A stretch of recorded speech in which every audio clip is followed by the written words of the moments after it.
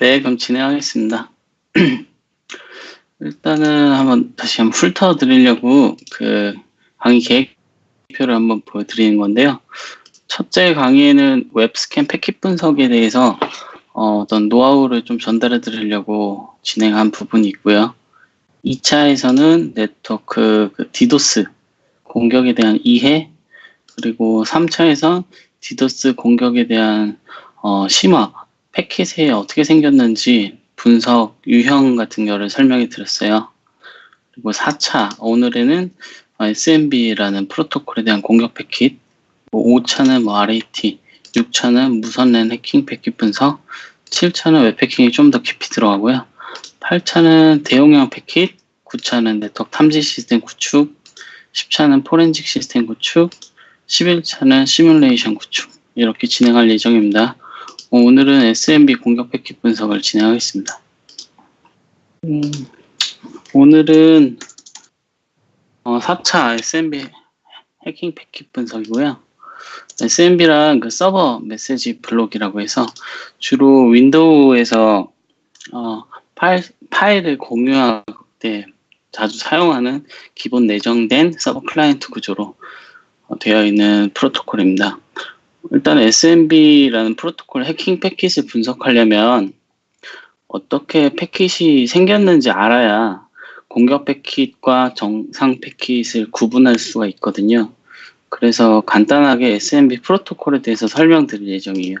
그리고 패킷이 어떻게 통신하는지 설명해 드릴 거고, 메시지 구조는 어떻게 되었는지 설명해 드릴 거고, 그다음 본격적으로 SMB 그 취약점이 최근에 있었죠. 작년에 워너크라이라는 랜섬웨어로 좀 이슈가 됐었는데요. 그때 사용된 이터널 블루라는 익스플로이트의 실습 그리고 패킷을 분석해서 정상과 비정상을 한번 어떻게 빠르게 구분할 수 있는지에 대해서 설명해 드릴 겁니다.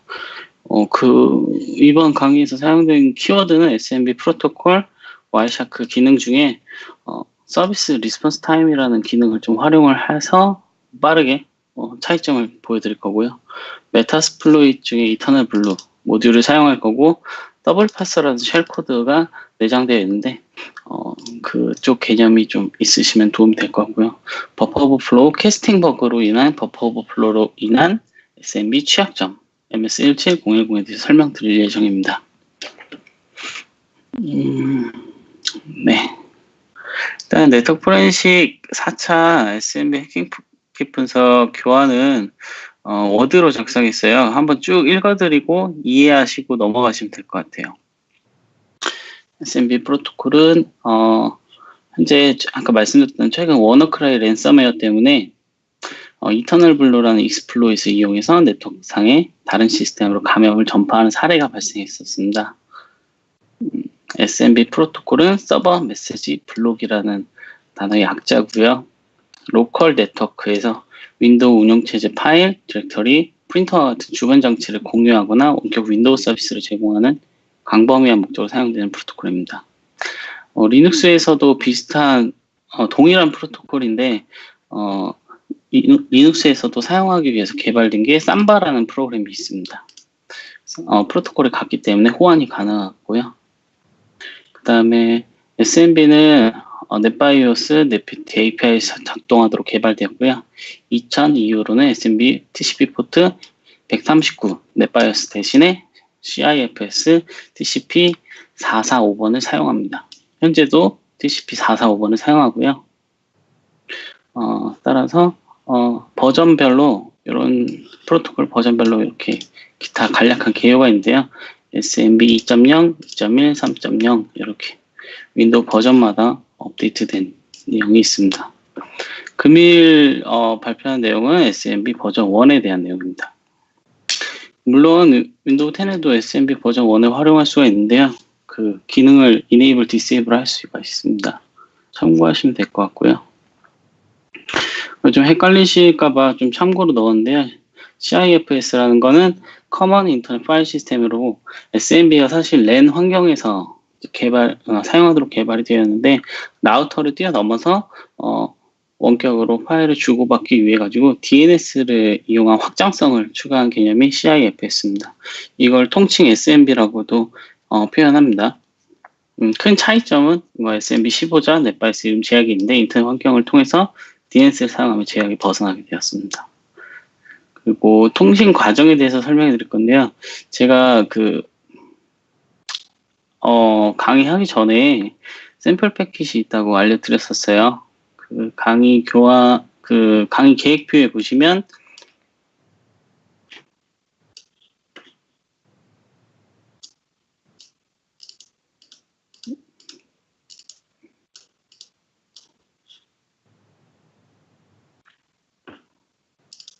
이 CS 파일에 SMB 패킷 분석에 0S02 이터널 블록 익스플로이 PCAP이랑 0S02 노멀 SMB PCAP 파일 두 개가 있습니다. 이 두 개를 동일하게 교환해 있으니까 한번 내용을 보시고 따라해서 분석하는 거를 해보시면 좋을 것 같아요. 네. 그리고 이 패킷을 0S02 노멀 SMB 패킷을 열어서 와이샤크에서 필터식 SMB라고 입력하게 되시면 여기 화면 보이시죠? SMB라고 입력하게 되시면 불필요한 다른 프로토콜을 제외한 SMB 프로토콜 패킷 리스트들이 보이게 됩니다. 이런 식으로 보이게 되고요. 위 그림처럼 라인 넘버 7번을 보면 출발지 19168 0.75 19168 0.75에서 19168 0.85 목적지 445번 포트로 네고시에이션 프로토콜 리퀘스트가 발생하고 응답하고 통신이 왔다 갔다 하는 모습을 볼 수가 있어요. 네, 이런 식으로 일단 시작이 되고요. 여기서 445번의 포트가 지정된 85번이 SMB 서버고요. 요청한 건 당연히 클라이언트가 되겠죠. 인증 과정을 간략하게 설명해 드리려고 하는데요. 클라이언트 서버 구조로 아까 설명드렸는데 클라이언트는 SMB com negotiate 리퀘스트를 보내고 서버는 리스폰스를 보내고 그 다음에 NTRM이라는 명령어를 추가해서 SMB 세션 셋업 보내고 응답을 받습니다. 이게 한 번 더 주고받고요. 이게 일반적인 인증 시퀀스예요. 한번 참고하시면 될 것 같고요. NTRM이라는 뭐냐면 윈도우 운영체에서 인증의 한 종류입니다. 사용자가 계정과 암호를 사용하거나 서버 도메인 컨트롤러한테 자격을 증명하는 시도 응답 메커니즘 기반의 인증 방식입니다. 아래 보이는 그림은 SMB 연결에 실패했을 때예요. 첫 번째로 일단은 TCP 기반 위에서 통신하기 때문에 TCP 3웨이 핸드쉐이킹 이후에 SMB 프로토콜 협상을 하죠. 그런 다음에 협상에 대한 NTLM 셋업 패킷을 주고받습니다. 마지막 SMB 서버 응답을 보면 NT 스테이투스에서 로그인 페일이라는 걸 볼 수가 있어요. 여기 보시면 마지막 패킷에 NT 스테이트 로그인 페일이라고 하죠. 제가 일부러 패스워드를 좀 잘못 입력하게 돼서 어떻게 나오는지 패킷에서 보려고 이렇게 응답을 보여드린 거고요. 그 반대로 성공했을 때는 아까 말씀드린 여기서 노멀 SMB 패킷에서 NT 스테이트 석세스도 확인할 수가 있습니다. 이렇게 보시면 연결이 성립이 되고요. 마지막에 NT 스테이트에서 석세스라고 인증에 성공한 흐름을 볼 수가 있습니다. 이 정상적인 SMB 통신을 이제 설명해 드리는 거예요. TCP 핸드쉐이킹 맺고 그 다음에 프로토콜 네고시에이션을 맺고 인증을 거친 다음에 성공했냐 실패했냐 마지막에 확인할 수가 있겠죠. 일단 흐름은 이렇습니다. 패킷을 수신한 서버 클라이언트는 공유 자연에 대한 권한을 확인합니다. 무조건 인증했다고 모든 권한이 있는 게 아니라요. 서버에 설정된 클라이언트에 합당한 인증에 대한 그 권한을 리턴하게 되고 클라이언트는 본인이 가지고 있는 권한대로 읽기, 쓰기 또는 삭제 권한을 요청할 수가 있습니다. 이때 사용되는 SMB 명령에는 세션 매니지먼트 명령하고 SMB 특정 작업 수행하기 위해서는 모든 메시지 집합을 트랜잭션이라고 합니다. 트랜잭션 서버 프로토콜은 명령은 다음과 같이 되어 있는데요. 트랜잭션 서버 프로토콜은 SMB com 트랜잭션 세컨더리, 트랜잭션 2, 트랜잭션 세컨더리 2가 빠지네. 2 세컨더리 네, 이런 식으로 트랜스 이런 식으로 서버 프로토콜들이 있고요. 참고하시면 될 것 같습니다. 각 트랜잭션 메시지는 SMB 메시지 최대 크기를 초과할 수가 있습니다. 더 큰 양을 초과할 수가 있는데 바이트 크기와 세션 설정의 맥스 버퍼 사이즈를 초과할 경우에 트랜스 투 세컨더리 메시지로 분할되어 전송하고 작업을 완료합니다. 이때 초과하게 되면 다음으로 넘어간다는 말이에요. 트랜스 2라는 걸로. 다음과 같이 이렇게 정상적인 흐름을 알아봤고요.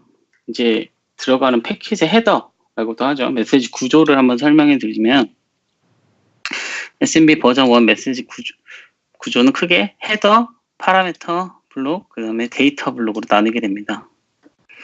SMB 헤더 패킷에 SMB 식별하고 명령을 지정하며 컨텍스트로 제공하는데 명령 헤더 메시지에는 명령이 성공했는지 또는 실패했는지 여부를 확인한 상태 코드가 포함되고 파라미터 블록에는 2바이트 짧은 배열이고 데이터 블록은 최대 64kb의 배열이 있습니다.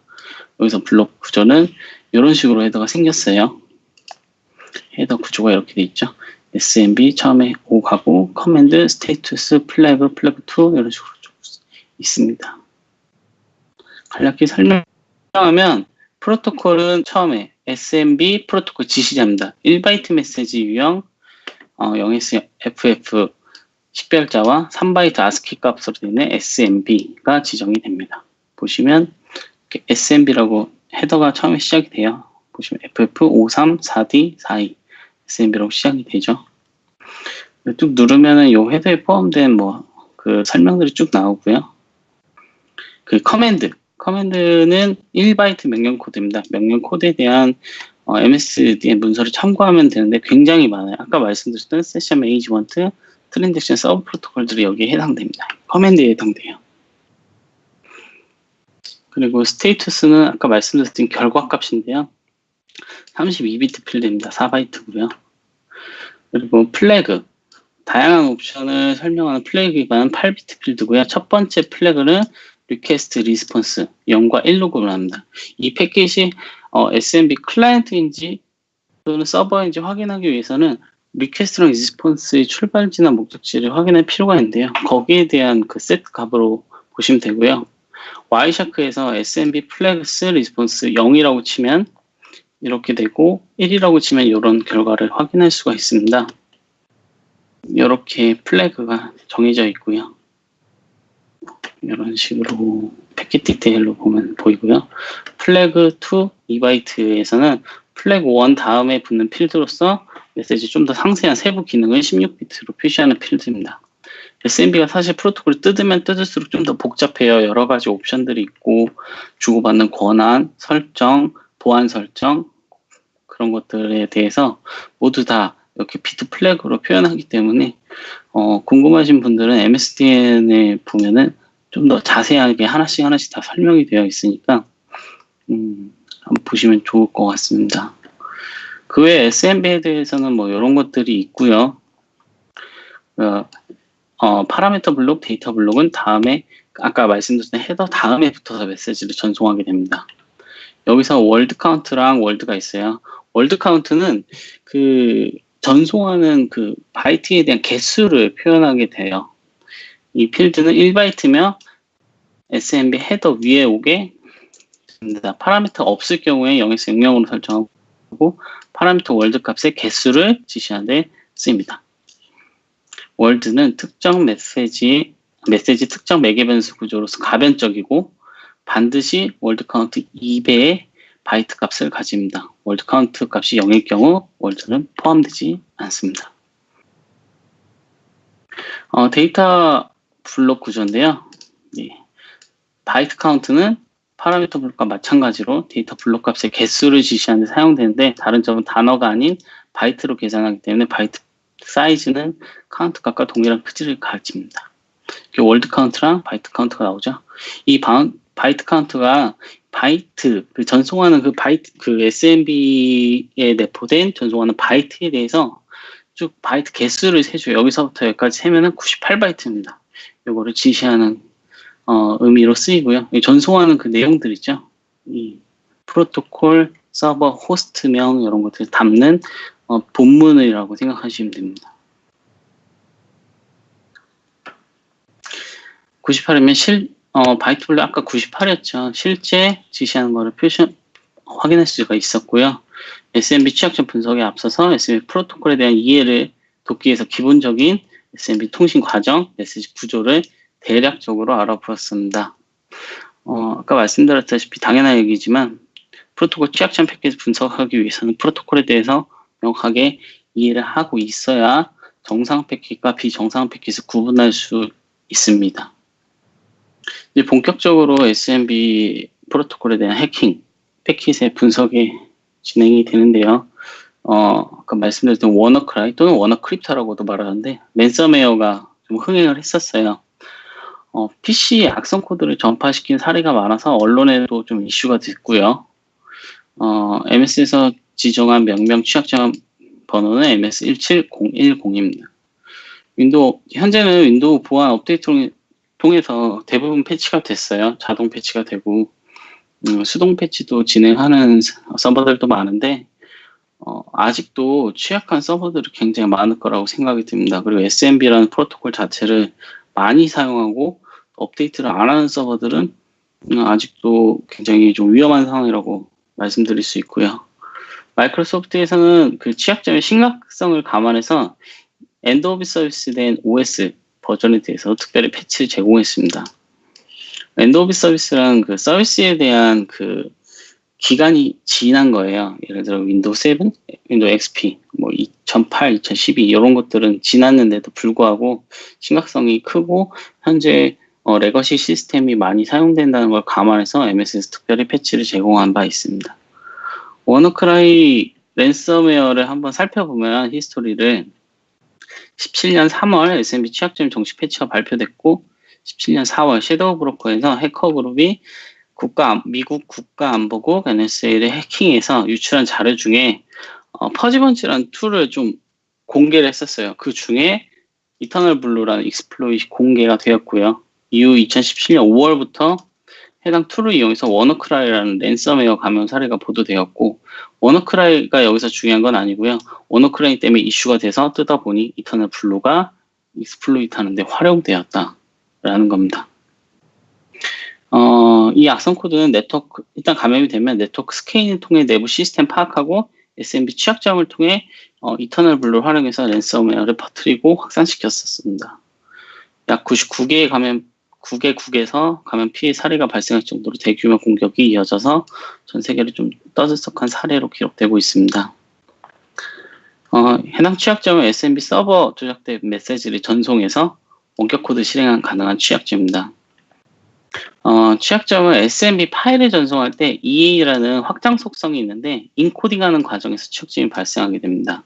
그래서 인코딩하는 과정에서 캐스팅 버그라는 게 발생하는데 밑에서 다시 설명해 드릴게요.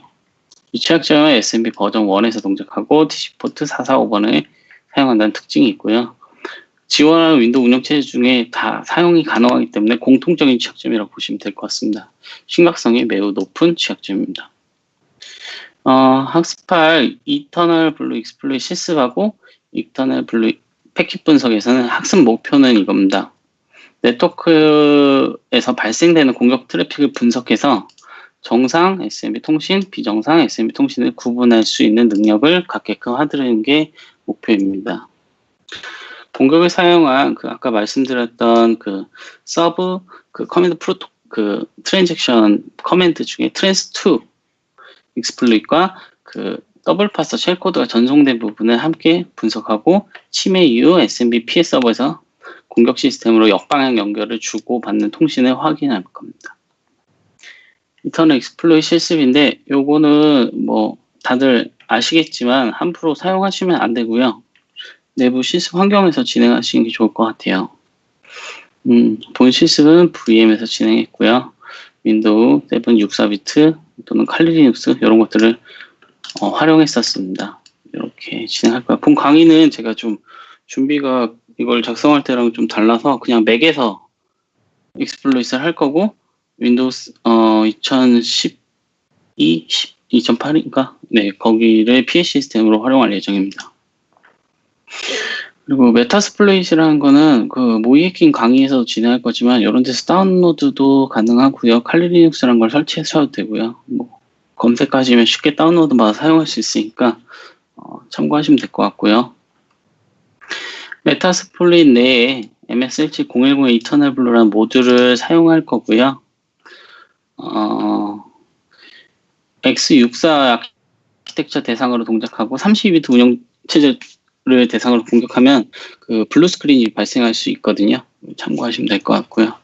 터미널에서 MSF 콘솔의 명령을 입력하신 다음에 메타스플로잇 콘솔에 진입한 다음에 다음과 같이 그 목표 호스트 IP 입력하고 패킷을 전송해 보면 쉽게 익스플로잇 하는 것을 보실 수가 있습니다.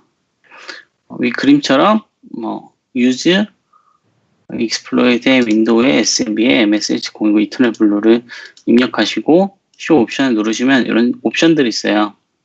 그럼 프로세스를 띄우는 이름, 그 더블 파스 쉘 코드가 들어가서 올라가는 프로세스 이름, 그 인젝트 되는 페이로드죠.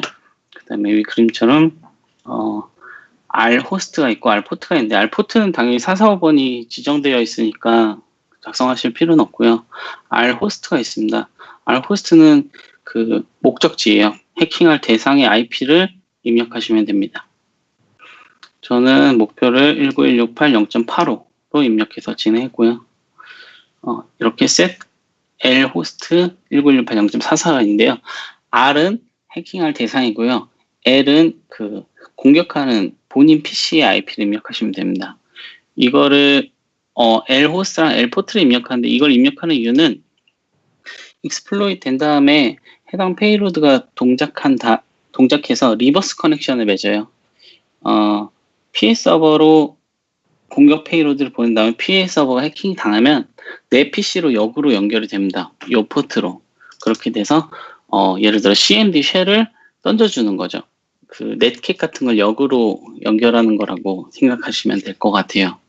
그러면 방화벽도 우회할 수 있고 쉽게 쉘을 바로 직접 볼 수가 있는 거죠. 네, 이렇게 해서 입력을 하고 R호스트 익스플로잇이라고 치게 되면 이런 식의 화면을 보실 수 있을 거예요. 익스플로잇이 되고 주고받는 페이로드 보내지고 마지막에 이렇게 CMD 쉘이 떨어져요. 보면 시스템 권한으로 쉘이 떨어지고요. 후에메라고 치면 NT 오슬리티 시스템이라고 해서 이런 식으로 보여지게 됩니다. 이 그림과 같이 익스플로잇 명령을 입력하면 어렵지 않게 윈도우 시스템 권한 쉘을 획득할 수가 있고 SMB 취약점을 이용해서 원격 코드 실행이 가능해지고 더블파스 모드를 이용해서 데이터 인젝션을 수행하게 됩니다. 이거는 PA 시스템에서 본 건데요. 아까 스플 sv.exe라는 그 프로세스 페이로드에 인젝션 돼서 CMD 쉘이 열리고 CMD가 역방향 그 GCP 핸드쉐이크 맺는 건데요. 서버가 오히려 해커 PC로 역으로 이제 씬을 보내고 씬을 봐서 에크로 연결이 되죠. 서버 역방향으로 연결하는 걸 보여드린 거예요. 이렇게 해서 연결이 된 다음에 쉽게 해킹할 수 있는 걸 보여드렸고요. 아까 말씀드렸다시피 패킷은 여기서 아까 그 구글 드라이브에서 다운받을 수 있습니다. 가볍게 그 준비가 된 상황이라 간단하게 보여드릴게요. 뭐 내용은 말씀드린 거하고 똑같고요.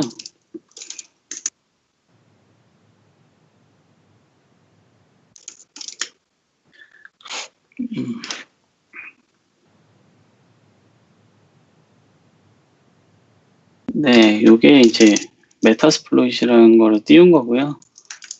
만약에 찾으시려면 서치하고 블루라고 이렇게 입력하셔도 됩니다. 여기 보면은 exploit window smb 이렇게 있죠. use 하고 치시면 됩니다. 인포나 show 옵션 같은 명령어를 쳐서 어떤 옵션을 넣어야 되는지 확인하실 수가 있고요.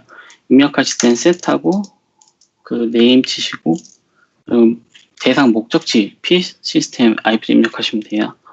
PH 시스템은 이제 VM 이건 윈도우 서버인데요.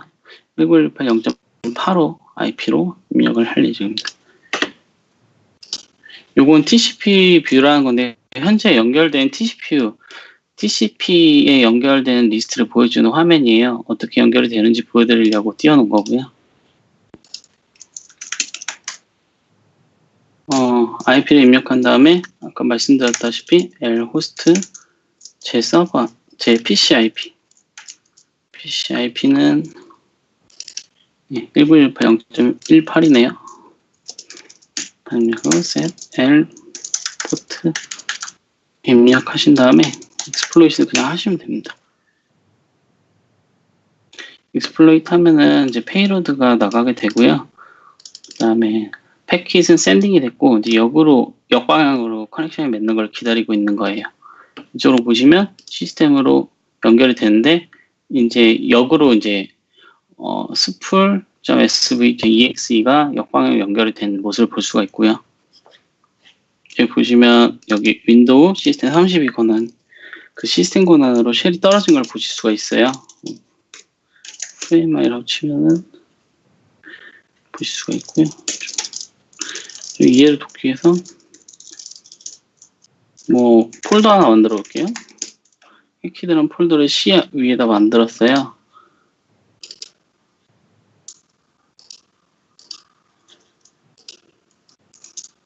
그럼 뭐 이런 식으로 생기겠죠.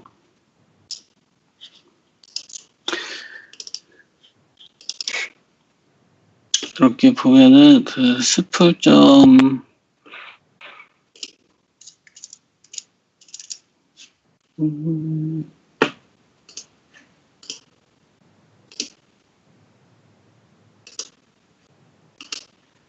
네. 지금 일단 연결이 된 것까지만 보여드리면 될 것 같고요. 이런 식으로 주고받아서 뭐 해킹된 모습까지 되게 너무나 간단하죠. 해킹할 수 있는 모습이. 그래서 아까 말씀드린 정상적일 때의 SMB 통신하고 아까처럼 공격했을 때 수집된 패킷의 2개를 제가 샘플로 드린 거고요. 그 분석하는 방법을 지금부터 알려드릴 예정입니다. 일단은 이터널 블루 익스플로잇에 사용된 핵심 취약점 내용 간단하게 설명드리면 SMB 통신에서 메시지를 전송할 때 파일이나 디렉토리 속성 정보를 함께 전달되는 FEA라는 프리 익스텐션 어트리뷰트 리스트라는 확장 속성 구조체가 있습니다. 이 구조체는 헤더 4바이트 FEA 리스트의 크기가 설정되고 메시지 수신 시 srv.sys 커널 드라이버의 srv-o2 FEA list to NT 함수의 FEA 리스트 구조체를 NT FEA 포맷으로 변환하는 과정을 수행하게 됩니다.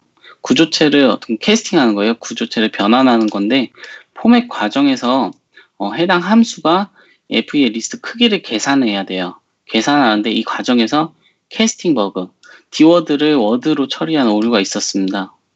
발견돼서 이를 악용한 패킷을 전송해서 함수 메모리에 풀 오버플로우를 발생시키고 리턴 어드레스를 삽입한 쉘 코드 위치로 변경하는 그 페이로드를 보내게 됩니다. 그 쉘 코드는 더블 파서라는 쉘 코드고요.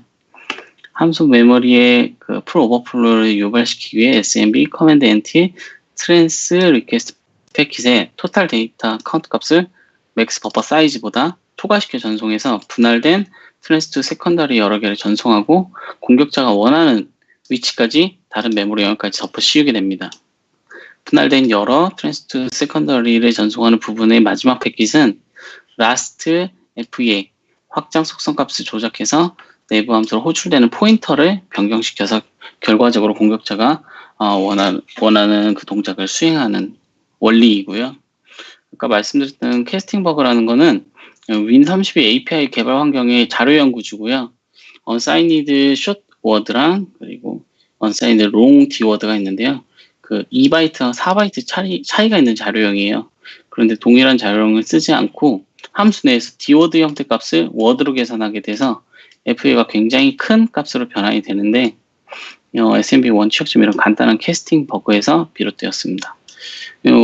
취약점 찾아내신 분은 굉장히 좀 자세하게 보셨겠죠. 어디에 버그가 있고 또는 퍼징도 하셨고 그래서 취약점 사실 되게 간단하게 처리가 됐어요. 취약한 그 SMB 프로토콜 패치를 열어보면 결국 워드를 디워드로 변경한 그런 API를 보실 수가 있습니다. 이러한 환경에서 공격자 익스플로이 모듈에서 이와 같은 패킷 조작한 다음에 SMB 에코 리퀘스트 패킷까지 보내게 되는데, 이거는 익스플로이 안에 내포되어 있더라고요. 본인이 공격하고 헬스체크까지 하는 로직이 포함되어 있더라고요. 참고하시면 될 것 같고요. 메모리 오버플로우 성공하면 TCP 에코 플래그랑 함께 더블 파서 쉘 코드를 보내게 되고요. 마지막에 핀 플래그와 함께 세션을 종료시킵니다. 종료를 하는 즉시 SMB는 서버 측 트랜잭션 세션 닿을 때 호출하는 srvnet.sys 커널 드라이브에 이런 함수가 있는데, 함수 내부에 핸들러가 조작된 값을 참조하게 되어서 더블 파서 쉘 코드를 호출 실행하게 됩니다. 좀 자세한 취약점 원리는 이터널 익스플로이 상세 분석 보고서들이 있어요. 이런 것들을 참고하시면 제가 아까 말씀드렸던 어떤 그 오버플로우 하는 그 과정들을 스택 그림과 함께 좀 자세하게 나와 있거든요. 좀 공부하시는데 좀 도움이 되실 것 같아서 링크를 넣어놨습니다. 그리고 이제는 본격적으로 패킷을 분석할 예정인데요. 사실 빠르게 분석하는 데 초점을 둔 거는 혼잡한 트래픽 내에서 이게 공격인지 아닌지를 판단을 해야만 침해 대응이 가능하거나 보안 관제가 좀 유리할 것 같고요. 그런 차이점으로 인해서 오는 유니크한 시그니처가 있다면 IDS나 어떤 야라 같은 그 악성 코드 탐지하는 그 시그니처를 작성해서 빠르게 탐지하고 정확하게 찝어내고 이게 오탐이면 왜 오탐인지 확인할 수 있어야 된다고 생각해서 이런 분석하는 관점을 잡았습니다. 정상적인 SMB 통신 과정을 확인하기 위해서 아까 말씀드린 노멀 SMB 패킷을 열어서 여기서 중요한 거는 스태틱스에서 서비스 리스폰스 타임이라는 기능이 있어요. 일단 그림과 같습니다. 와이샤크에서 스태틱스 누르시고 서비스 리스폰스 타임에서 SMB라는 걸 누르시면 이런 팝업이 떠요. 이게 어떤 거냐면 주고받은 명령 프로시저에서 그 콜이 몇 개나 발생했는지 그 주고받은 레이턴시의 시간을 통계를 내주는 건데요. 쉽게 말해서 뭐 NT, 뭐 노티파이가 있고 SMB 커맨드 중에서 클로스, 트랜스, 리드, 라이트, 트리, 디스커넥 여러 가지가 있겠죠. 트랜잭션 2 서브 커맨드에서는 이런 것들이 활용이 됐네요. 정상적인 그 SMB 통신을 보면 대부분이 이래요. 굉장히 커맨드가 좀 많은 편이에요. 왜냐하면은 읽고 쓰고 인증하고 협상하고 또 권한을 체크하고 이런 것도 굉장히 많거든요. 그래서 보면 콜 중에 28, 24라고 해서 리드라이트가 굉장히 많죠. 근데 공격 패킷을 똑같은 방법으로 이렇게 열어보면 모습이 어떠냐면 달라요. 모습이. 아까 위에 정상은 뭐 이렇게 확인할 수 있었는데 공격은 딱 달랑 이거예요. 굉장히 큰 차이가 있죠. 쉽게 말해서 이렇게 SMB 패킷만 봐서 이게 공격인지 아닌지 확인하기가 굉장히 어렵거든요. 저는 그 공격 쉘코드나 어떤 페이로드 특정 시그니처를 모르면은 이 SMB 구조를 이해하지 못하면은 사실 분석하기가 좀 난해할 수 있는데 이런 정해진 커맨드를 사용하지 않고 요 정도로만 통신이 주고받았다. 그런 다음에 어떤 콜이 일어났다. 그러면은 좀 더 자세히 볼 필요성이 있기 때문에 비교 자료를 드린 거예요. 이거는 공격 패킷에서 발췌한 건데요. 에코, 세션 셋업, 트리 커넥션, 그 다음에 트랜잭션 2 서브 커맨드가 있는데 이 정상적으로 콜 수가 개수 카운트가 안 돼 있어요. 왜냐면 조작된 패킷이기 때문에 그런 거예요.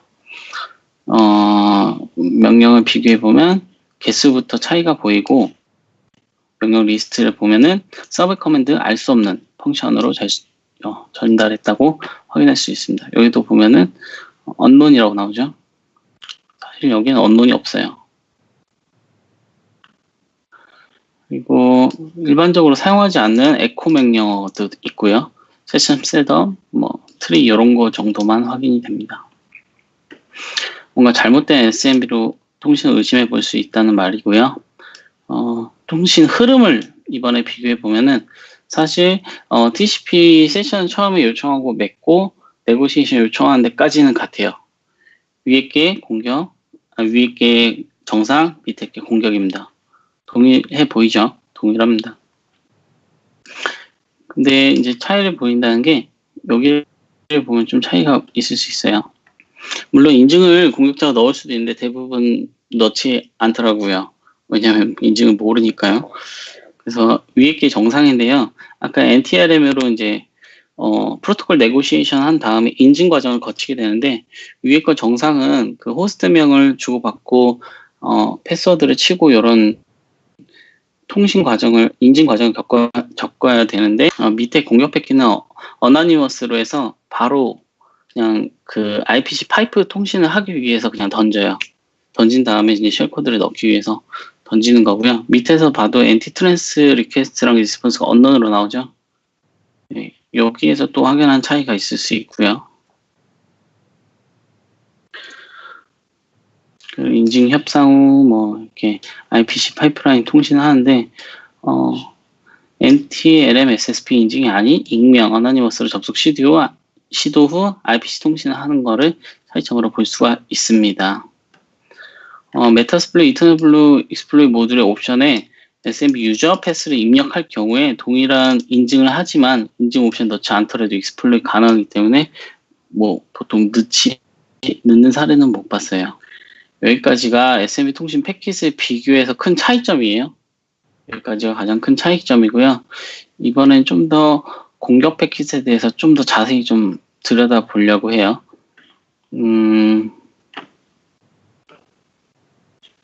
아까 말씀드렸다시피 공격 패킷에선 SMB 트랜잭션 메시지 요청 바이트 크기가 세션 설정된 맥스 버퍼 사이즈를 초과할 경우에 세컨더리 메시지로 분할해서 전송이 되게 됩니다. 그게 원래 구조고요. 엔티 트랜스 요청은 패킷 파라미터 명령 없이 보내기 때문에 언론으로 보여지게 됩니다. 전송되는 그 높 슬라이드라고 하죠. 계속 그 메모리를 내가 원하는 지점까지 전송하기 위해서 값을 채워 보내기도 하고요. 또는 4일이라는 헥사바이트로 AA로 채워서 보내는 경우도 있습니다. 굉장히 많이 보내게 되는데요. 토탈 데이터 카운트를 보면 굉장히 많아요. 66,512. 굉장히 맥스 버퍼 사이즈를 초과해서 보내게 되는데요. 이렇게 보내게 되면 패킷이 이런 식으로 보이겠죠. 계속 잘라서 보내야 되니까요. 트랜스 투 세컨더리 리퀘스트가 계속 나가죠. 공격자는 44번, 목적지는 85번. 보시면 A라는 그 대문자로 꽉 채워져서 보내게 돼요. 꽉 채워져서 세컨더리 분할해서 보내게 되고 함수 메모리의 풀 오버플로우를 위한 트랜스 투 세컨더리 패킷 전송한 다음에 아래 그림의 패킷 라인 88번, 89번 같이 SMB 에코 리퀘스트 리스폰스 명령 주고받으면서 서버 상태까지 확인합니다. 서버가 죽었는지 살았는지까지. 그런 다음에 원하는 목표 메모리 영역까지 다량의 값을 채워 보내고 마지막 세컨더리 패킷셋은 캐스팅 오류로 인해 커널 함수 내에서 할당받은 메모리 넘은 다른 메모리 영역까지 덮게 되는 FEA 값을 조작해서 전송합니다. 공격자가 조작하고 싶은 메모리 영역까지 보내기 위해서 이런 행동을 하는 거고요. 그리고 패킷네임 187번에 앞서 설명한 트랜잭션 2 패킷이며 그 바이트 부분에 박스 내붙인 부분하고 트랜스 투 익스플로이 페이로드 사이사이 이렇게 엑스값을 확인할 수가 있습니다. 이 공격하는 이터널 블루 익스플로이 그 코드 자체는 여기 GitHub에 있으니까 다운로드 하셔서 직접 보실 수가 있어요. 이게 저희가 메타스플로잇에서 활용했던 그 코드예요. 루비 코드로 짜여져 있고요. 마지막에 살살로 보낸 다음에 여기 보시면 이게 마지막 끝 부분이거든요. 트랜스 투 세컨더리 리퀘스트에 마지막에 보시면 이건 그 공격하는 소스 코드고요. 왼쪽은 실제로 패킷을 잡은 거예요. 마지막 끝난 부분 다음에 이런 페이로드가 삽입된 걸 왼쪽에서 확인할 수가 있다는 모습을 보여드린 거고요. 그 다음에 조작된 패킷 전송해서 더블 파스 쉘코드가 동작하도록 포인터를 변조시킨 뒤에 새로 TCP 핸드쉐이킹 맺고 에코 플래그와 함께 더블 파스 쉘코드를 전송합니다. 이때 전송되는 더블 파스 쉘코드 페이로드는 역시 GitHub에 링크를 달아놨으니까 이 쉘코드도 참고하시면 될 것 같아요. 이게 이제 커널 쉘코드, 더블 파서 쉘코드 소스 코드고요. 이제 필터식 제가 제공해 드린 패킷에서 TCP 스트림 넘버 21번을 입력하면 쉘코드 부분을 확인할 수가 있어요. 좀 자세히 보여드리면 첫 번째로 포인터를 조작을 한 다음에 이제 쉘코드를 보내게 되는데 이때 3 핸드쉐이킹을 다시 맺어요. 다시 맺은 다음에 쉘코드 페이로드를 보냅니다. 그리고 핀 플래그를 보내고 세션을 클로즈 시키면 역방향으로 해커 쪽으로 세션이 맺어지는 거고요. 이때 쉘코드 페이로드는 아래와 같습니다. 이 페이로드가 들어간 부분이 위에 있는 이 31, C9, 42 이렇게 들어가는 부분이에요. 여기 보이시죠? 31, C9, 41 여기서부터 시작하는 거예요. 쉘코드가 전송되는 부분이 있고요. 만약에 더블 파서 쉘코드가 좀 유니크해서 변경되지 않을 여지가 있다고 하면 이 앞부분이나 중간 또는 테일 쪽을 잡으셔서 IDS 시그니처를 만드시면 좀 더 더블 파서를 잡을 수 있고요. 이터널 블루도 특징이 있으니까 그걸로 잡으셔도 되고 분석할 때 정상과 비정상을 비교하실 수 있으니까 이제 SMB 패킷만 보셔도 이건 정상이구나, 이거는 좀 의심스러운데 그럼 좀 자세히 들여다보자 해서 보실 수 있는 어떤 관점이 생겼을 거라고 생각됩니다. 이렇게 공격자가 더블 파서 쉘코드 보낸 직후에 세션 종료하는 이유는 SMB 서버 세션 닫을 때 호출하는 SRV 넷시스라는 윈도우 커널 드라이브에 또는 함수 내부에 핸들러가 조작된 값을 참고하게 돼서 쉘코드를 호출하기 때문이거든요. 세션을 꼭 닫아야 호출한다는 의미예요. 커널 드라이브에 후킹해서 메모리 상주하면서 PA 시스템으로 백도어로도 활용하게 되고요.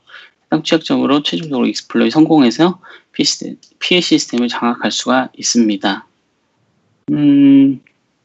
다음 그림은, 밑에 있는 그림은 리셋 플래그로 TCP 세션이 종료된 이후 그리고 역방향으로 PA 시스템이 공격자 시스템으로 역방향으로 붙는 거를 보여드리는 부분인데요.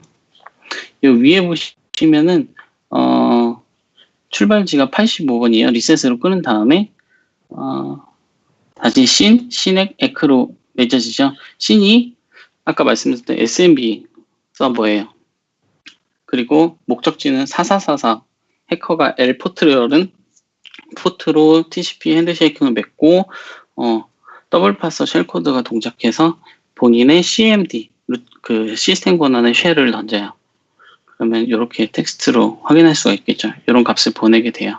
그러면 해커는 공격한 페이로드를 주고 포트만 리슨하게 되면은 이렇게 해서 TCP 플로우로 보게 되면은 이런 식의 와이샤크에서도 확인할 수가 있습니다. 암호화되어 있지 않기 때문에 이렇게 확인할 수가 있고요. 그래서 주고받은 명령어는 TCP 스트림을 다 확인할 수가 있어요. whoami 치고 결과 나오고 if config, ip config, mkdir 이런 것들 다 확인하실 수가 있습니다. 여기까지가 본 강의에서 SMB 프로토콜 개요, 통신 구조, 메시지 구조에 대해서 알아봤고, 칼리 리눅스의 메타스플로이, 이터널 블루 익스플로이 모듈을 이용해서 익스플로이 공격 실습, 그리고 캡처한 패킷을 분석해서 정상, 비정상 차이점 비교했습니다. 익스플로이 공격 패킷 샘플에서 이터널 블루 트랜스 투 익스플로이 패킷 페이로드가 전송되는 부분, 메모리 프로 오버플로 이후 TCP 에크 플로우에 삽입된 더블 파서 쉘코드 전송하는 부분 확인했고요. 실용적으로 SMB 서버 익스플로이 침해당한 이후에 SMB PS 서버가 공격 시스템으로 역방향 리버스 커넥션 연결을 맺는 것을 최종적으로 확인해서 분석을 마쳤습니다. 이런 취약점은, 프로토콜 자체의 취약점은 공격 대상이 범용적이고요. 불특정 다수의 시스템에 매우 심각하고 위험한 취약점에 속하고 취약점 패킷 분석은 해당 프로토콜에 대한 이해도가 어느 정도 있어야만 정상, 비정상을 확인할 수가 있습니다. SMB뿐만이 아니라 제가 다음 차시에 다른 프로토콜에 대해서도 설명할 건데 프로토콜에 대한 이해가 먼저예요. 프로토콜의 이해가 없이 어떤 주고받는 통신에 대해서, 패킷에 대해서 분석하기가 굉장히 까다롭습니다. 그래서 이런 강의를 준비를 했고요. 이렇게 한 번 봐서는 이해가 안 가실 수가 있는데 계속 정상 패킷을 보시고 비정상 패킷을 보시다 보면은 어느 정도 좀 더 빠르게 네트워크를 분석하실 수 있는 영향이 좀 생길 거라고 믿습니다. 현재는 많이 패치가 됐고요. 아까 말씀드렸다시피 아직도 좀 위험한 취약점이라고 생각합니다. 여기에 참고 링크들이 있어요. 취약점 관련 공지, SMB 메시지 구조 MSDN, 이터널 블루 익스플로잇 분석 참고 자료, 메타스플로잇의 익스터널 블루 모듈 소스 코드, 더블 파서 소스 코드들을 참고로 넣어드렸고요. 요거는 제가 채팅방에 한번 보내드릴게요. 제 강의는 4차 SMB 해킹 패킷 분석 강의는 여기까지고요. 뭐 프로토콜에 대한 이해랑 정상, 비정상 비교, 그리고 어떻게 동작하는지 취약점 원리 등을 설명해 드렸습니다. 혹시 궁금하신 사항은 말씀해 주시면 좋을 것 같아요.